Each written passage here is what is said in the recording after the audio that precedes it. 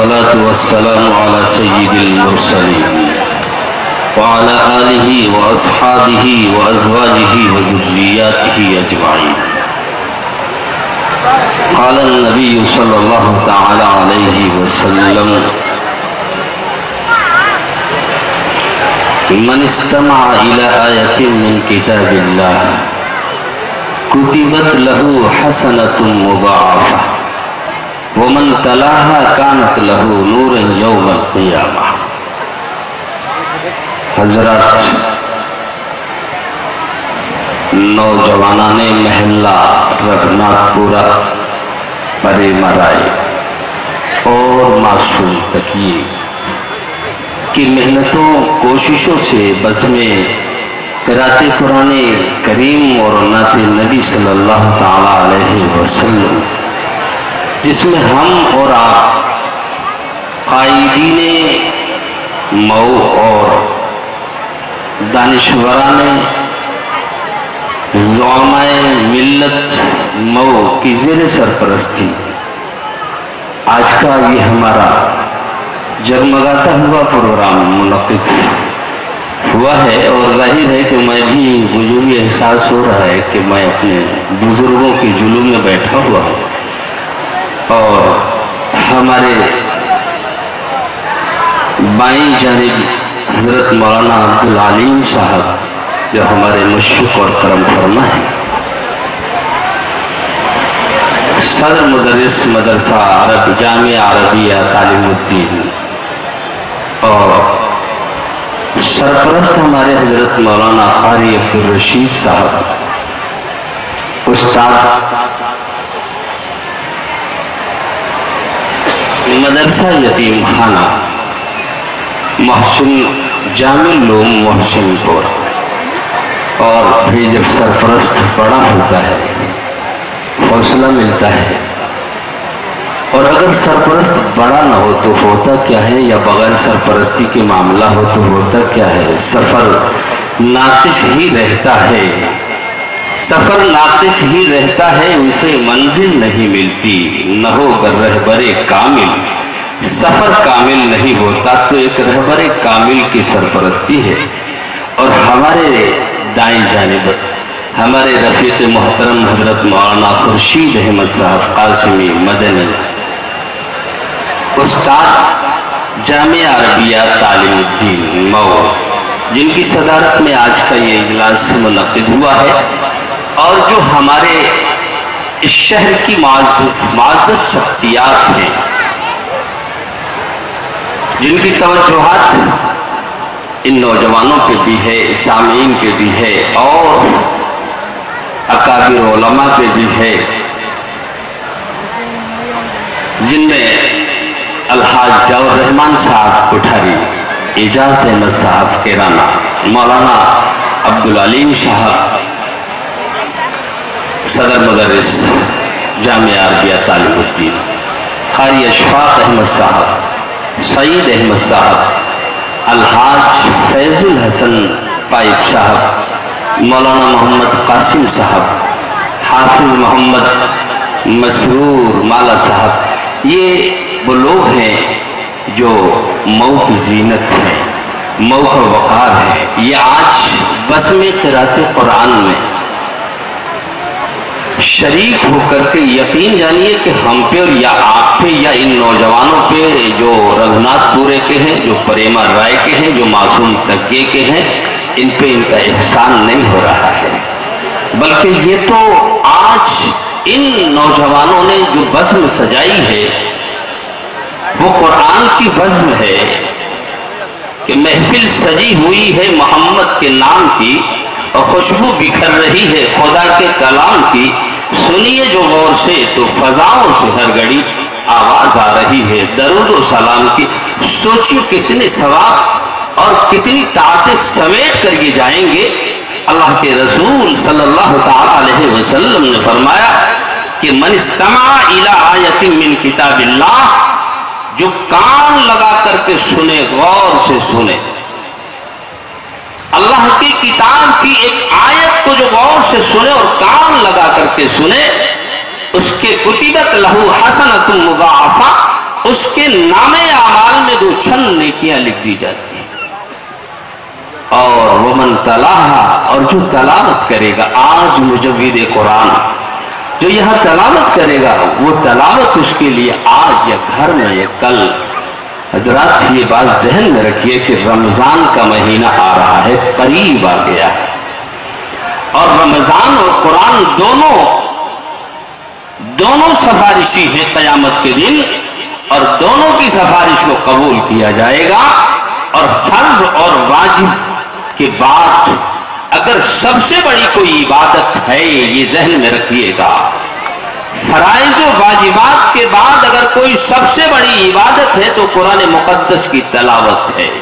جتنا بھی وقت گزر جائے، جتنا بھی وقت لگ جائے اس رمضان کے مہینے میں، تو ظاہر ہے کہ اس میں تو نیکیوں کا ثواب ہی 70 گنا بڑھا دیا جاتا ہے. رحمتیں اللہ کی جھوم کر کے برستی ہیں. تو ہمیں کوشش ہماری یہ ہونی چاہیے کہ اس قرآن کی برکت سے یہ پیغام آپ کے دلوں تک پہنچ جائے کہ قرآن، رمضان کا ہر لمحہ ہمارا قرآن کی تلاوت سے یکسو ہو کر کے نہ گزرے. آئیے دیکھیے، ایک نورانی قاعدہ اب پڑھنے کا انداز بدل گیا. جب سے یہ القاعدہ پہ جو ہے مسلط ہوا نا، کہ اگر کوئی قاعدہ لے کے جا رہا ہے بچہ تو بولے کیا لے کے جا رہا ہے؟ بولے قاعدہ. بولے ادھر کو چل جیل میں، تو القاعدہ کا آدمی. تو جب سے انہوں نے القاعدہ پہ کا ایک نشانہ بنایا ہے، یا ایک سیمپل بنایا ہے، یا ایک ٹائٹل گڑھا ہے، کہیں اس کا کوئی وجود نہیں، اس کے بعد سے جو ہے یہ قاعدہ بھی ہمارا نورانی ہو گیا ہے نا. اس لیے کہ جب کسی چیز میں محاذ پیدا ہو جاتا ہے تو وہ چیز ترقی کرتی ہے. تو اسی کا یہ نتیجہ ہے کہ اب یہ نورانی قاعدہ ہو گیا کہ کیسے پڑھا جائے گا، کیسے اس کا اجرا ہوگا. ہمارے جو بڑے بوڑھے بیٹھے ہوئے ہیں مجھ سمیت، وہ دیکھیں کہ ہم نے قاعدہ کیسے پڑھا تھا اور اب بچے قاعدہ کیسے پڑھتے ہیں. اس اجرا کے لیے میں عزیزم محمد عمر صلی اللہ علیہ وسلم اور عزیزم محمد ابراہیم صلی اللہ علیہ وسلم کو آواز دے رہا ہوں کہ دیکھیں کہ آج کا انداز کیا ہے، کس طرح سے بچے نورانی قاعدہ پڑھتے ہیں اور کس طرح سے پڑھایا جاتا ہے. اور حضرات اب تو بہت محنت ہو رہی ہے. ابھی میں جے پور میں ایک مدرسے میں امتحان لینے کے لیے گیا تھا. تو آپ نے کبھی سنا ہوگا کہ جامعہ صفا پاکستان میں ہے، وہ قرآن کو کس طرح سے حفظ کراتے ہیں.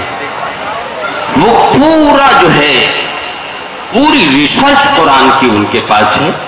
اور آپ ان سے کہیے کہ اس قرآن کے اس صفحے پہ اتنی نمبر کی آیت آپ پڑھ دیجئے تو وہ بچہ پڑھے گا.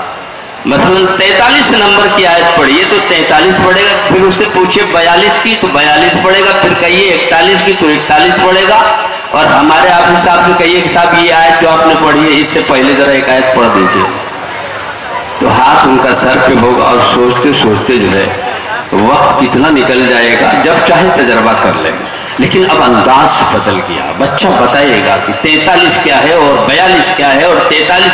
حد یہ ہے کہ اس سے پوچھئے کہ اس صفحے کے اوپر آیت شروع ہوتی ہے واو سے اور یعلمون پہ ختم ہوتی ہے، وہ آیت پڑھ دو، وہ پڑھ دے گا. انداز اتنا بدل گیا. لیکن ابھی ہماری طرف جو ہے اتنا نہیں بدلا ہے. ہو سکتا ہے کل کے روز اتنا بھی بدل جائے کہ کتنے واو ہیں، کتنے زیر ہیں، کتنے پیش ہیں، کتنے الف ہیں. سارے حروف ان کی نظروں کے سامنے. آپ ان سے پوچھئے کہ یہ جو سورہ بقرہ ہے اس میں کتنی آیتیں ہیں، کتنے رکوع ہیں، سب بتائے گا وہ بچہ. جہاں سے کہیے وہاں سے آپ پڑھے گا. یہ نہیں ہے کہ آپ آیت پڑھیں بلکہ آپ کہہ دیں کہ اس آیت نمبر پڑھو وہ پڑھے گا. اب تو یہاں تک حفظ کا ہمارا معیار بلند ہو چکا ہے. آئیے دیکھیے نورانی قاعدے کا اجرا ہمارے یہ بچے کیسے کرتے ہیں. اور بڑے بوڑھے سوچیں کہ کیا ہم نے اپنے زمانے میں ایسے پڑھا بھی تھا کبھی. اعوذ باللہ من الشیطان الرجیم. بسم اللہ الرحمن الرحیم. الحمد للہ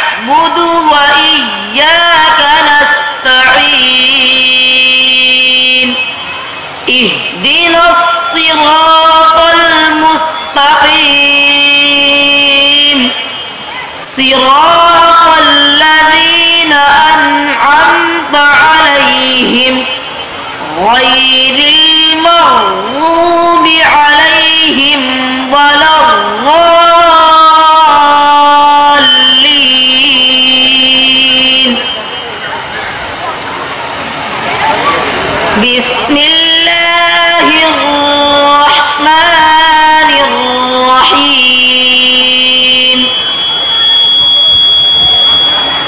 ويل لكل همزة لمزة الذي جمع مالا وعدده يحسب أن ماله